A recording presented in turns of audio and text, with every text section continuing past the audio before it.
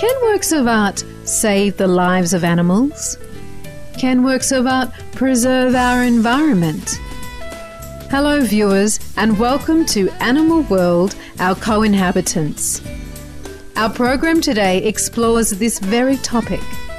We will visit with Dr. Pete Marshall, an internationally known artist whose works are bringing attention to the beauty of our animal friends and the need to protect them. Dr. Marshall is a retired veterinarian from Victoria, Australia. From her home, she operates a wildlife shelter which cares for lost, injured and abandoned animals. She is also a splendid artist who is very in tune with animals. Not only does she strive to safeguard the animals of Australia, she also travels around the globe to raise awareness and compassion for endangered species.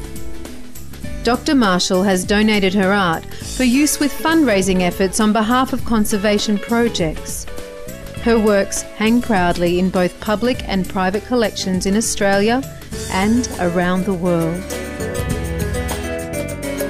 Her life has been an eclectic combination of being a practicing veterinarian as well as a talented and prolific artist.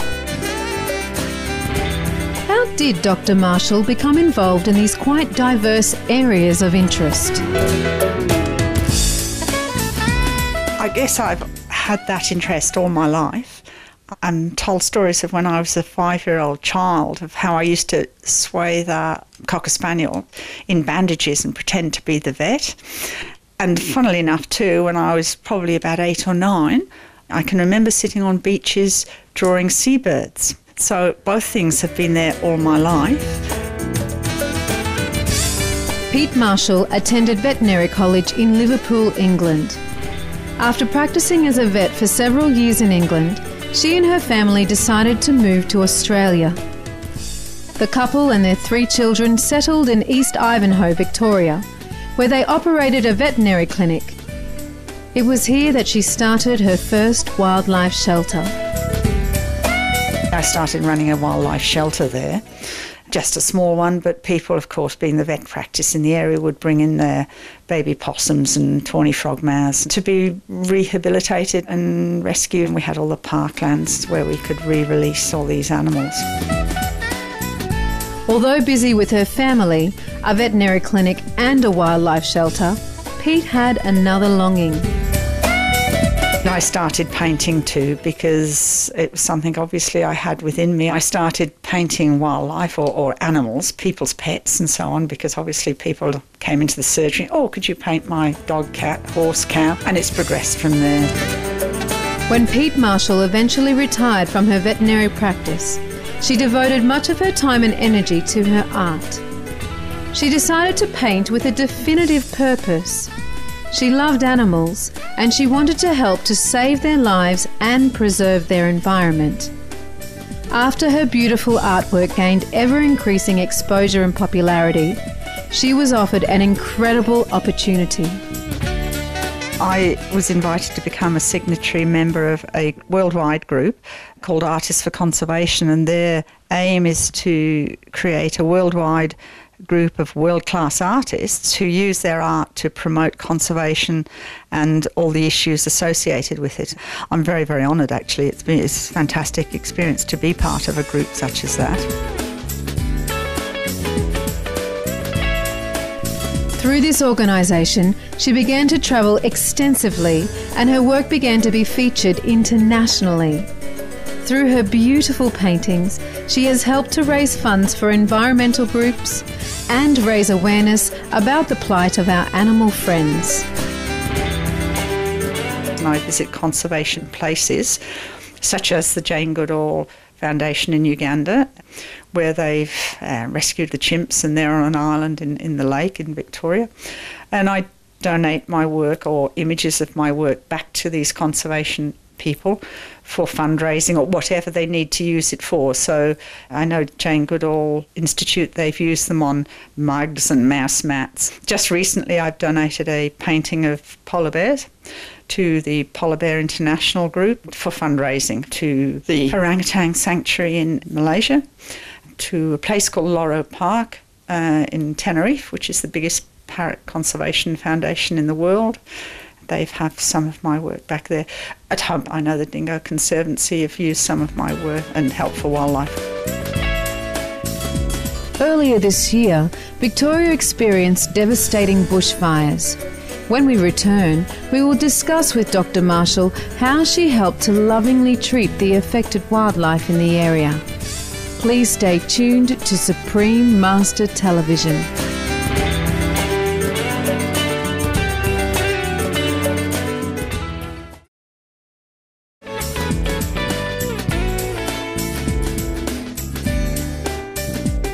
Welcome back to Animal World, Our Co-Inhabitants, as we continue our program on Dr. Pete Marshall, a retired veterinarian, operator of a wildlife shelter and internationally renowned eco-artist who is devoted to the care and preservation of animals. This past year, Victoria, Australia experienced bushfires, causing widespread destruction and affecting the lives of countless animals. The wildfires certainly, they've been just like nothing experienced before. This wildfire through Victoria this year has just been horrendous. Of course, what happens is loss of wildlife, and it's not just the loss of the big species that we see. We really have to consider the makeup of the soil. The soil gets really burnt, so all the microbes and so on, it's a whole eco-environment or bioenvironment that's destroyed, from the soil to the birds through all the wildlife and the insects and so on. So it's really a devastating thing that's happened here. I know bush does recover, but it does take years and years and years to really recover to where it was before. Some of the species, of course, like the tree ferns, I mean, they're hundreds of years old. The wildfires resulted in countless homeless animals of all varieties. Many birds were sent to her by the local veterinarian, Dr. Malcolm Ware. Well, basically, the local vet, Malcolm, passed all his birds to me. And so I had a rooster and a chook and the geese and the ducks and pigeons. And even someone found a little lovebird, would you believe, in their backyard up in Kinglake. These animals were just collected by good people after the fires. I had 14 pigeons, and they found a new home where they're all cooing away quite happily. And the little lovebird now has a friend because they have to have partners, and they just sing away, and actually I have retained those. They're just such gorgeous little birds, and he sings away to me every morning as I get up. It's really lovely. So it's so nice to have things that have actually survived and are doing really well after the fire. There was an echidna I released on the property here. I still see him wandering around. He's obviously doing really well. Pete Marshall hopes to bring greater awareness about the difficulties faced by the animals as a result of this fire. To accomplish this, she painted several pictures of the affected animals. The kangaroo I've done after these bushfires, as well as the koala up here. These are the hands coming in. So we've got the wildlife that's been rescued and the conservation issues associated with the wildlife here, right here under our noses in Victoria.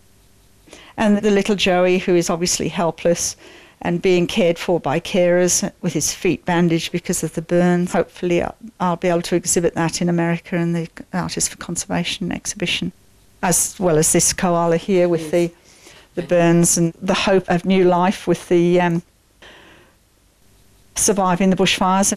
Can you tell us about this picture here? The magpie is a rescue bird from the fires, these wildfires that devastated Victoria back in February. And I had him in for treatment. He had some burns on his feet. And as I was letting him go, I thought, oh, you'd make a great painting. Supreme Master Ching Hai has a deep love for all animals.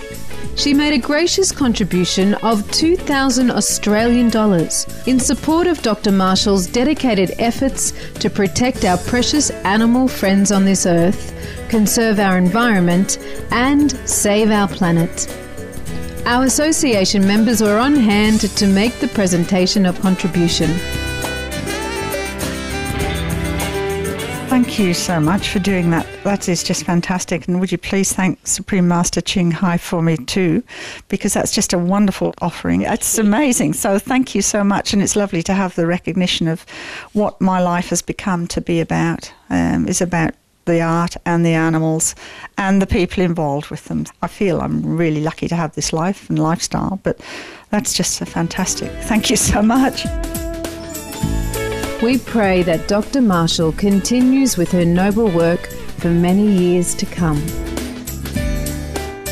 Thank you for joining us today on Animal World, Our Co-Inhabitants, and our visit with eco-artist Dr. Pete Marshall of Australia. Up next is enlightening entertainment after noteworthy news. May your hearts be filled with peace and compassion.